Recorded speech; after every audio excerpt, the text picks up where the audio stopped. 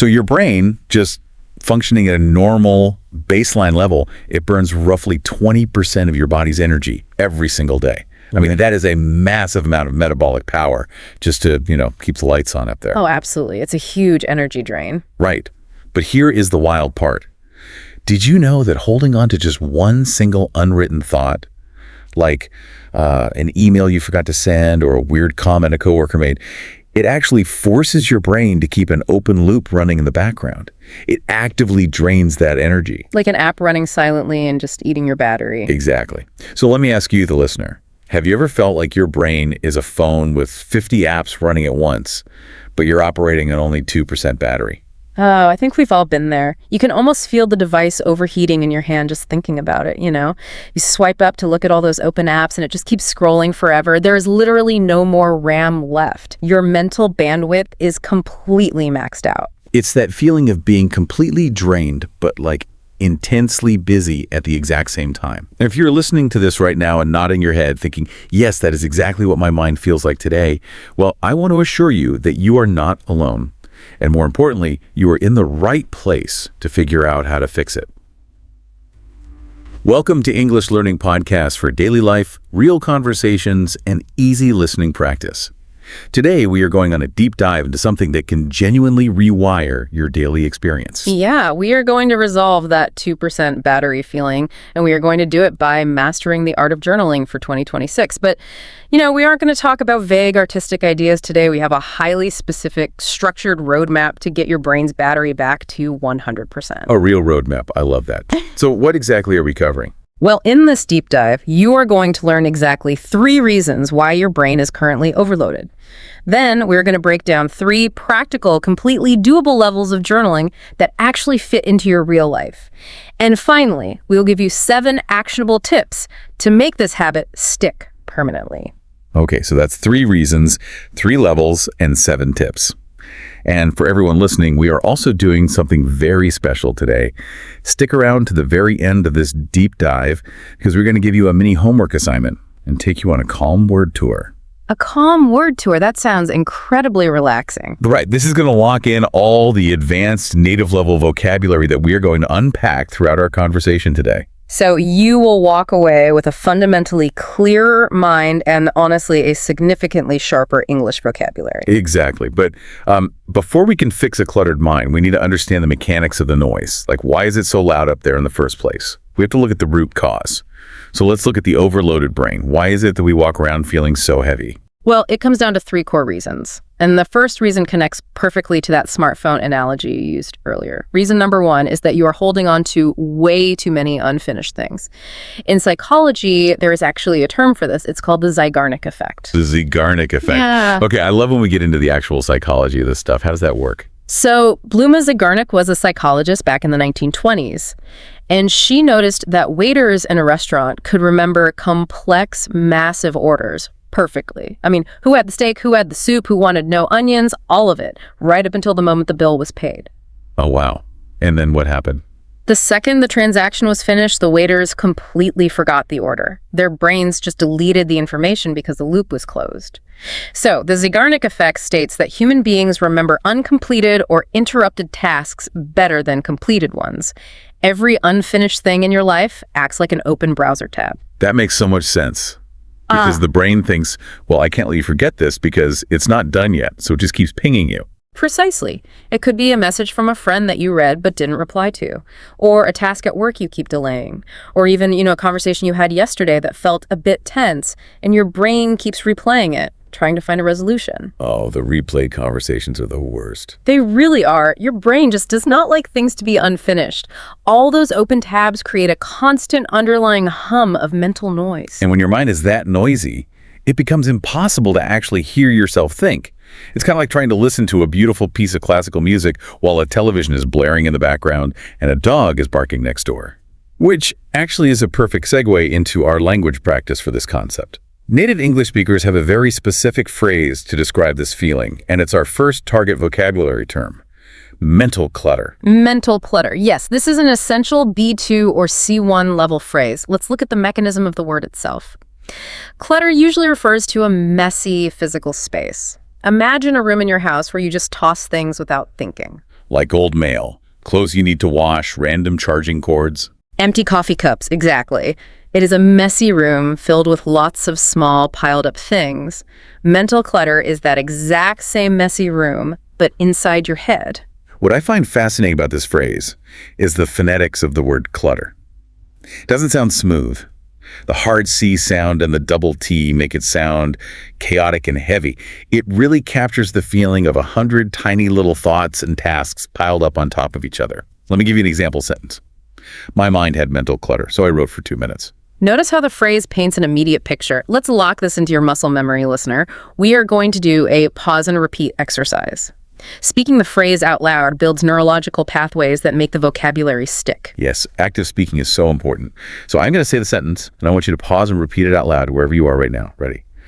My mind had mental clutter, so I wrote for 2 minutes. Go ahead, say it out loud. Give them just a second to finish saying it. Awesome job. Now, what happens when that mental clutter builds up way too much? That leads us straight into our second vocabulary phrase, which is brain fog. Brain fog. Imagine walking outside on a morning where the fog is so incredibly thick you cannot see the buildings across the street. Everything is cloudy, indistinct, and just, slow.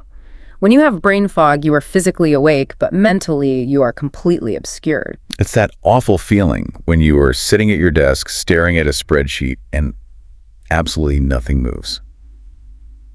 You read the same sentence 4 times and it just bounces off your brain. Your mind is literally cloudy. Here's an example sentence. I had brain fog, so I jotted down my thoughts. Let's have you practice that, listener. Remember, speaking out loud is key. Say this with us. I had brain fog, so I jotted down my thoughts. Go ahead and repeat that now. Excellent. I can already hear you getting more confident. Now, this mental clutter and brain fog, they don't just happen by accident. They happen because of reason number 2, why the brain is overloaded. Reason 2, modern life gives your brain absolutely 0 quiet minutes. Oh, this is a big one. We have completely engineered quiet time out of our existence. Think about the micro moments of your day. What happens the moment you feel a slight pang of boredom? Maybe you are waiting for an elevator or standing in line at the grocery store. What is your immediate subconscious reflex? Oh, you grab your phone. I do it too. My hand just reaches into my pocket without me even giving the command. Exactly. And what happens the moment you feel a little bit sad? You open a social media app and you scroll. The moment you feel stressed, you find a digital distraction.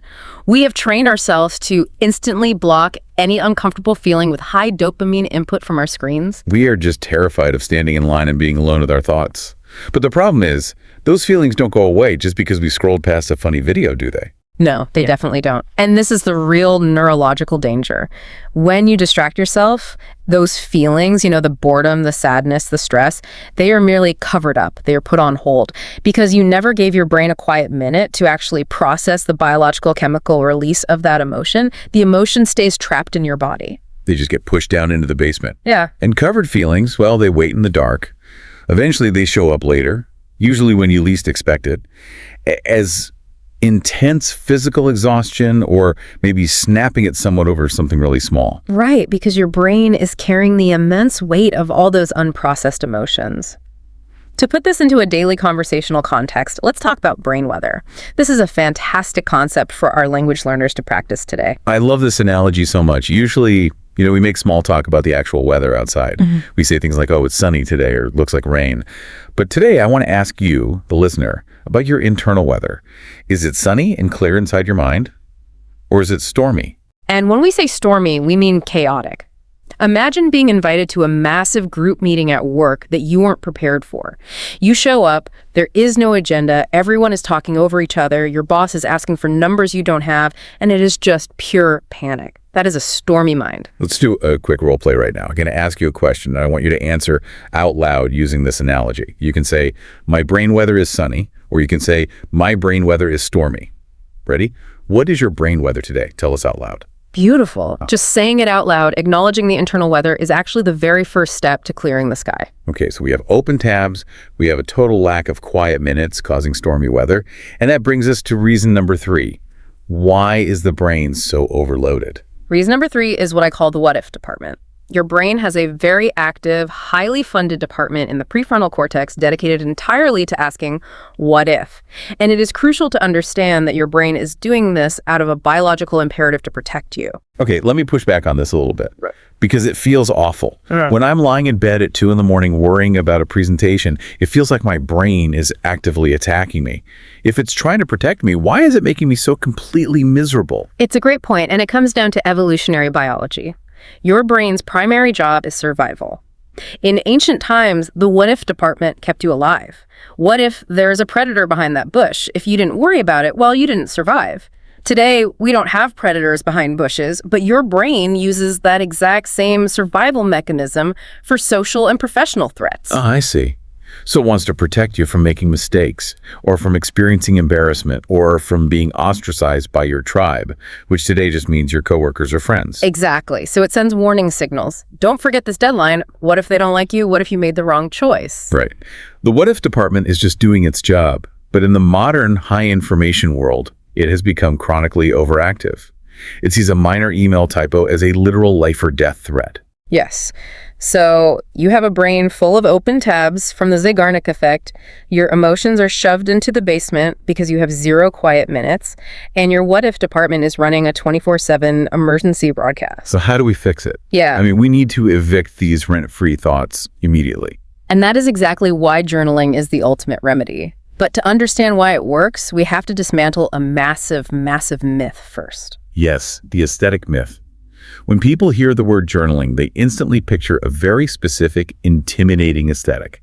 They imagine sitting in a sunlit cafe, opening a perfectly bound $50 leather notebook, and writing with flawless cursive handwriting about their profound poetic feelings. And that image is the exact reason most people quit journaling on day 2. They sit down, their handwriting is messy, their thoughts are chaotic, they don't feel profound, they just feel tired. And they think, well, I'm doing this wrong, I am not a journaling person. We really have to break that expectation. Journaling requires 0 perfection. Real journaling is simply a tool for creating space. If your brain is a cramped room, journaling is just the act of taking thoughts out of the air and putting them down on a solid table. Once they're on the table, you can finally look at them objectively. You can sort them out. You can say, oh, this thought matters, but this thought is just noise. The scientific mechanism here is externalization. When a thought is in your head, it feels infinite. It bounces around and feels huge. When you write it down on a physical piece of paper, you force that infinite thought to become finite. It is now trapped in ink, bound by the edges of the paper. It takes the pressure out of your head. To really understand this pressure, we need to introduce our next target vocabulary. An incredibly descriptive phrasal verb, bottle up. To bottle up. Think of the physics of a glass bottle with a tight lid. If you put something volatile inside, like a carbonated drink, and you shake it, pressure builds up.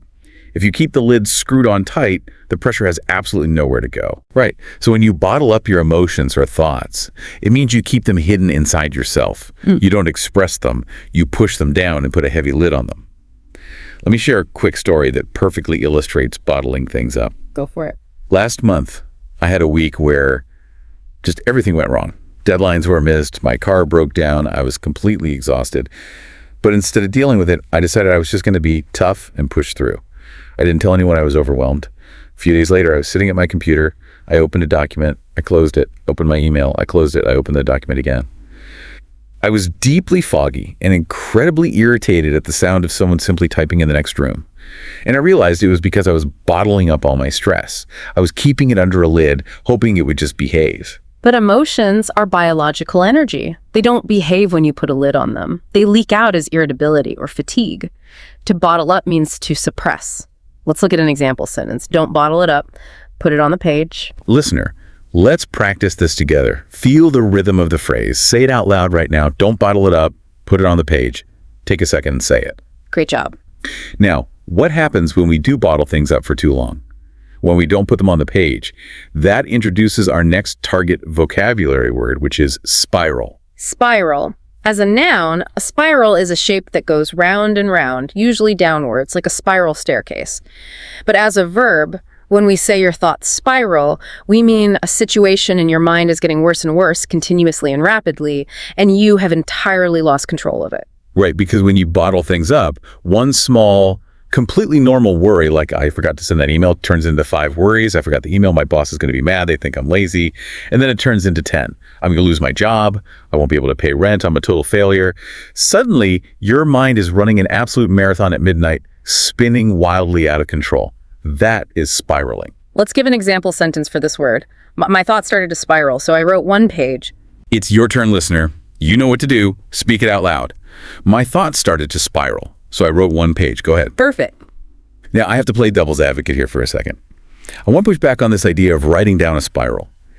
If I am having all these negative, catastrophic thoughts and I sit down and write them out, well, doesn't that just reinforce them? Aren't I just creating physical proof of how stressed I am? Doesn't staring at the negativity make it worse? It's a brilliant question and a very common fear, but neurologically, the exact opposite happens. When you are spiraling in your head, you are trapped in the amygdala, which is the emotional, fearful part of the brain. Right, the panic center. Exactly. The act of writing forces you to use the prefrontal cortex, the logical language processing part of the brain.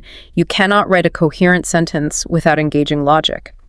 So by writing the negative thoughts down, you are literally forcing blood flow away from the panic center and into the logic center. You cool the brain down. You aren't reinforcing the spiral, you are breaking it. Wow. So the physical act of finding the vocabulary words forces your brain to calm down. That makes so much sense. And when you break that spiral, you achieve the concept in our next target idiom. Get it out of your system. To get something out of your system refers to your body, your mind, your entire internal ecosystem. When you get something out of your system, you release an emotion, a frustration, or even a desire that you have been holding tightly inside. You let it out so that you can finally feel lighter. It is exactly like letting the air out of a balloon that has been blown up way too tight. The tension is gone, the balloon is relaxed. For example, I needed to get it out of my system, so I did a quick brain dump. Let's practice that idiom. Listeners, say this out loud. I needed to get it out of my system, so I did a quick brain dump. Go ahead. Excellent work. And when you finally get all those spiraling thoughts out of your system, you receive the ultimate reward. You receive our final vocabulary word for this segment, which is headspace. Headspace. 2 simple words that create a profound concept. Headspace is the breathing room inside your mind. It is the mental capacity, the blank canvas, that you really need to handle life calmly. When your mind is full of clutter and fog, you have 0 headspace. But when you externalize those thoughts onto the page, you empty the room. Example sentence. Writing gives me headspace when I feel overwhelmed. Let's hear you say it, listener. Speak it with confidence. Writing gives me headspace when I feel overwhelmed. Go on. You are doing incredibly well with this pronunciation and vocabulary practice today. I am genuinely proud of the speaking confidence you are building right now. Learning a language, just like clearing your mind, takes consistent, deliberate practice, and you are showing up and doing the work today. To keep building these consistent habits with us, please take a quick second right now to like this video, share it with a friend who might be experiencing some brain fog, and subscribe to the channel so you never miss a deep dive. It really does help build that consistency. So we have established exactly why journaling works. It utilizes externalization, it shifts brain activity away from the panic center, it stops you from bottling things up, and it creates precious headspace. But, realizing you need to get these thoughts onto the page is really only half the battle. The paralysis comes when you stare at the blank page and have absolutely no idea where to start. Yes, the blank page is terrifying for so many people. You have your pen, you are ready to create headspace, and your mind suddenly goes completely blank. We need a hierarchy of writing. Which is why we are going to explore the 3 levels of journaling. These are real-life, highly practical levels that you can customize based on exactly how much mental battery you have on any given day. Let's start with level 1. I call this the what you did level. The what you did level. Explain that. This is specifically designed for those days where you are completely exhausted. The busy, blurry days where your brain is actively protesting. Please, no deep thinking today. I cannot handle processing my childhood trauma right now. And you shouldn't try to. On those days, attempting a deep philosophical essay will only add to your mental clutter. Instead, level 1 is just a simple, factual list of what you did. It is a completely sterile record of actions. So your journal entry for level 1 might literally just look like this. Woke up, made coffee, 3 boring meetings, bad traffic, ate a quick sandwich for lunch, showered, going to sleep. That's the entire entry. And that is perfectly valid journaling. Why? Because by simply listing the physical facts of your day, you are grounding yourself in reality. You are taking a day that felt like a chaotic, stressful blur and giving it structure on the page. You are proving to your brain that the day actually happened in a logical sequence. The pro tip for level 1 is to add just one tiny specific detail to make the day feel real and memorable. Instead of just writing, made coffee, maybe you write, made coffee and burned my tongue slightly. Or instead of bad traffic, you write, bad traffic, but I saw a golden retriever with its head out the window. Just one tiny anchor to reality. It proves you were present. But what about the days when a simple list isn't enough? What about the days where your brain is incredibly loud and looping? That brings us to level 2, the what you thought level. Level 2 is for the thinking too much days. This is when the Zeigarnik effect is in full swing and your thoughts are threatening to spiral. On these days, you use your journal to write with absolutely no filter. You are not trying to write well. You are just trying to transfer the heavy looping thoughts from your brain onto the paper. You are giving the page the thoughts so your mind doesn't have to physically carry them anymore. You might write, I am thinking about my credit card bill. I am thinking that I don't have enough time this week. I am thinking that I'm falling behind everyone else my age. You just dump the thoughts out. By naming the thoughts and putting them outside of yourself, you instantly reduce their power. They go from being massive, overwhelming storm clouds in your mind to just a few lines of blue ink on a piece of paper. They become finite and manageable. This introduces a very practical English phrasal verb, jot down. To jot down.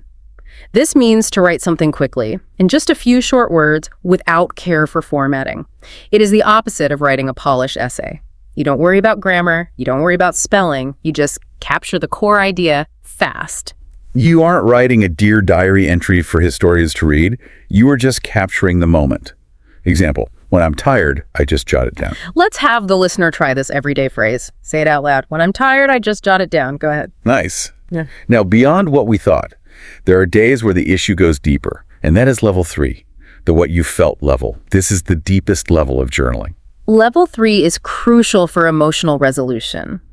Often, under all the mental clutter and the looping thoughts, there is a core emotional wound or frustration that we are trying to avoid. Let me give you a highly relatable example. Have you ever had a tense conversation with someone, and long after the conversation is over, maybe hours, maybe days later, you keep replaying it in your head? It plays over and over like a movie that you didn't choose to watch, but you just can't turn it off. That replaying is your brain's clumsy way of trying to process the unresolved emotion from that interaction. And level 3 journaling is how you step in and finally resolve it for your brain. So in level 3, you sit down and you write the raw feelings first. You don't just recount the facts of who said what. You write the emotion. I feel hurt by what they said. I feel small. I feel misunderstood. You get the raw feeling on the page. And then, once the feeling is acknowledged, you take back control by declaring a need. What I need right now is peace. Or what I need is to set a firm boundary with this person. That shift, going from passively acknowledging a painful feeling to actively declaring a proactive need, is where the real magic of journaling happens. It empowers you. And this brings us to our next vocabulary word, process. To process. As a verb in this context, processing means understanding and dealing with your feelings slowly and methodically, rather than ignoring them or distracting yourself with your phone. When you process a complex emotion, you are breaking it apart to understand its architecture. Where did it come from? What does it mean? Example sentence. Journaling helps me process my emotions. Let's practice it. Say it with us. Journaling helps me process my emotions. Take a moment. Awesome. Now, looking at these 3 levels, what you did, what you thought, and what you felt, I want to offer an observation because I think there is a real danger of looking at these 3 levels and assuming they are a ladder. People might think, okay, I have to progress from level 1 to level 2 and graduate to level 3 to be a quote-unquote good journaler. But that's not true, is it? You don't have to force yourself to level 3 every day. Not at all. Your journal is a utility tool, not an academic test. Some days, all you have the battery life for is level 1. You write a list of 5 mundane things you did and you close the book. That is a massive victory because you showed up. Other days, you might write a single sentence for level 2. And occasionally, when you have the energy and the need, you might spend 20 minutes on level 3. Misting them up based on your internal weather is exactly how you make the habits sustainable. That takes so much pressure off. So knowing these 3 levels is incredibly helpful. It takes the mystery out of what to write. But knowing what to write is really only part of the equation. The much harder part is figuring out how to actually start tomorrow morning and Crucially, how not to quit by next Tuesday. Right, the psychology of habit formation. How do we make this stick for 2026 and beyond? We need a system. Which brings us to the 7 actionable tips for 2026. This is where the rubber meets the road. How do we build an unbreakable habit? Tip number 1 is the foundational law of all habit building. Make it ridiculously easy. Ridiculously easy, not just a little bit manageable. Ridiculously easy. Exactly. When you are trying to start a new habit, your brain, which is already overloaded with mental clutter, remember, will look for any excuse to conserve energy and say no. If your goal is to write 3 pages every morning, your brain will look at the clock, see only 15 minutes before work, and say, well, we don't have time for 3 pages today. We'll do it perfectly tomorrow, and tomorrow never comes. You must make the task so small that your brain cannot possibly negotiate. Your goal should be 2 minutes. 1 tiny entry. That's it. If you have time to wait for the microwave to finish, you have time to write for 2 minutes. You remove the friction entirely. Tip number 2 is closely related to this. Choose a time anchor. A time anchor. Explain the psychology of that for us. A time anchor, or habit stacking, utilizes existing neural pathways. It involves taking a habit that you already do every single day without fail and attaching your new fragile journaling habit to it. If you say to yourself, I will journal sometime today, you are going to fail. In the world of habit formation, someday and sometime is exactly where goals go to die. Because sometime today just translates to never. So instead, you anchor it to a concrete trigger. You say, I will journal for 2 minutes immediately after I pour my morning coffee. The physical act of pouring the coffee becomes the trigger for the brain. Or, I will journal for 2 minutes immediately before my head hits the pillow at night. By pairing it with an unbreakable routine, you automate the behavior. Precisely. Now, tip number 3, keep a simple prompt ready. Because even if you have your coffee anchor and your 2-minute goal, you might still sit down, open the book, and experience total brain fog. Prompts are like a gentle push. When you are staring at the blank page, you don't have to invent a profound topic. You just answer a pre-written question. Questions like, what is currently taking up the most space in my mind? Or, what do I actually need right now? Or my personal favorite for uncovering hidden stress, what am I avoiding today? Oh, wow. What am I avoiding? That one cuts right through the noise. It forces you to look at the open tab you are dreading the most. Tip number 4, use the 1-sentence rule. This is a lifesaver for those incredibly hard, heavy days. There will inevitably be days where even 2 minutes feels like climbing a mountain. On those days, give yourself permission to follow the 1-sentence rule. You open your journal, you write exactly 1 sentence, and you close it. Even if that sentence is just, I am too overwhelmed to write today. Writing that 1 sentence keeps the streak alive. It keeps the muscle memory of the habit intact. You maintain the identity of someone who journals, even on a bad day. Exactly. Tip number 5, label it, don't bottle it up. We talked about bottling up earlier, but this tip involves a specific psychological tool, doesn't it? Yes. In psychology, there is a powerful concept called affect labeling. It simply means putting your feelings into precise words. But here is why it works. Brain imaging studies show that when you look at an angry face, your amygdala, the emotion center, lights up. But when you are asked to label the emotion and say the word angry, the amygdala actually decreases its activity and your prefrontal cortex lights up. By finding the word, you cool the emotional response. When you write, I feel incredibly stressed about money, you are naming the monster in the room and biologically reducing its power. That is absolutely fascinating. You literally change your brain's blood flow just by finding the right vocabulary word. And tip number 6 is perhaps the most compassionate tip of all. Tip 6, treat every page like a blank slate. This is vital for perfectionists. When you buy a journal, you are not signing a contract with a demanding boss. If you miss a Tuesday, the journal is not going to yell at you on Wednesday. You do not need to sit down and write apologies to your notebook. You do not need to catch up on the days you missed. The journal is your tool, not your master. And this introduces a fantastic, deeply historical English idiom. A blank slate. A blank slate. Historically, a slate was a small piece of dark rock, like a chalkboard, that students used in school centuries ago. When they finished a math problem, they wiped it clean. The slate was blank, ready for the next problem. Metaphorically, it means a completely fresh start. A new opportunity with no mistakes or baggage from the past carrying over. Every time you open your journal, no matter how many days you skipped, it is a fresh chance. Let's give an example sentence. Every morning feels like a blank slate when I write. Let's practice this beautiful idiom. Notice how freeing it feels to say it. Listener, say this out loud right now. Every morning feels like a blank slate when I write. Go ahead. Beautiful. And finally, tip number 7, think in the long run. Journaling is not a magic instant relief pill. If you write for 2 minutes today, all your life's complex problems will not suddenly vanish by 3 o'clock. It is a quiet, compounding habit. The small act of writing today slowly builds mental clarity. It slowly reduces the background mental clutter over weeks and months. And that clarity eventually leads to you making calmer, better choices in the long run. It's an investment in your future peace of mind. Now, looking at all these tips, I have a real-world scenario I want to ask you about. Let's say a listener is inspired by this deep dive. They sit down tomorrow morning, they have their coffee anchor, they open their notebook, but they are just completely drained from a terrible week. If someone literally just writes the 2 words, "I'm tired today," and nothing else, does that really count as journaling? Or are they just failing at the habit? Emphatically, yes, it absolutely counts. Because by writing, "I'm tired," you are actively participating in tip number 5, affect labeling. You are stopping the brain from vaguely running a background program of stress and forcing it to explicitly acknowledge the reality of your physical state on paper.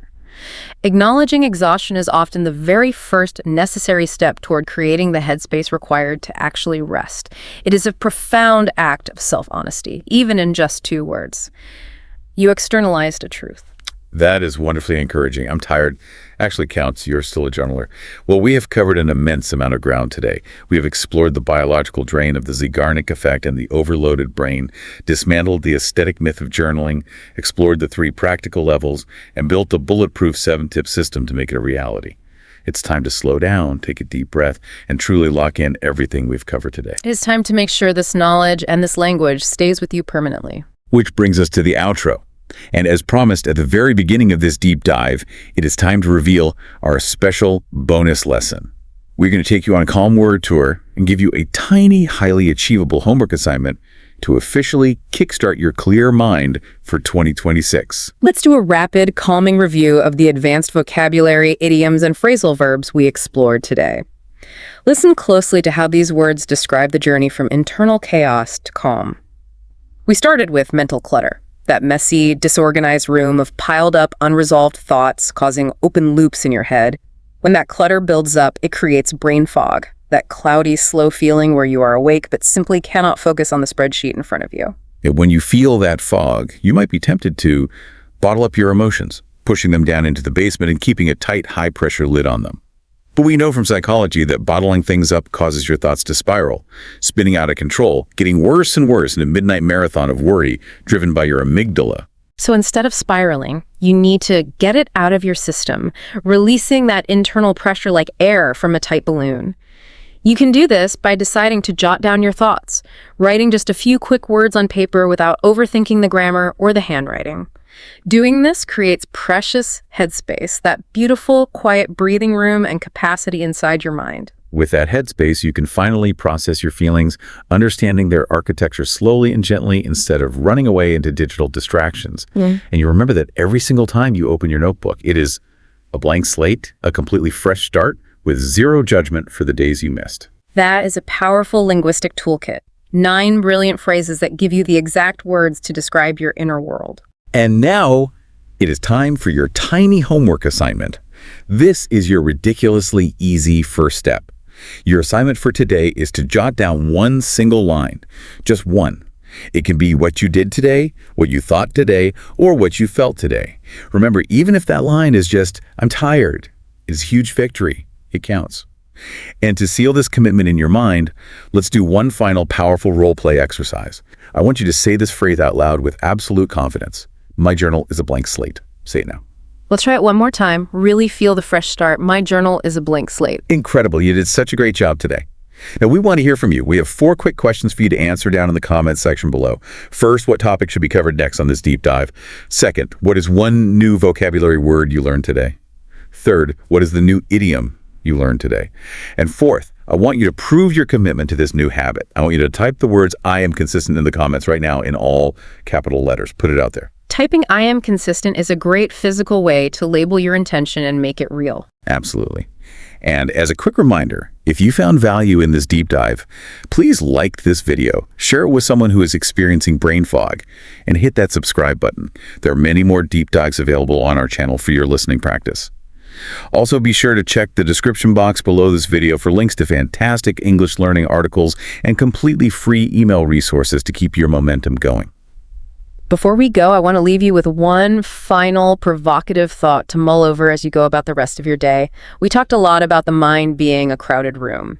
Think about your own mind right now. If your brain is a room, what is the one specific piece of heavy, dusty mental furniture that you're going to finally move out of that room and onto the page tonight? What a question. What piece of mental furniture are you dragging out the door? Think about it, because you don't have to carry it around anymore. You have the psychological tools to shut down some of those 50 open apps. You have the power to plug yourself back in and finally get off that exhausting 2% battery. Thank you for joining us on this deep dive. Take a deep breath, find a pen, and give yourself a blank slate today.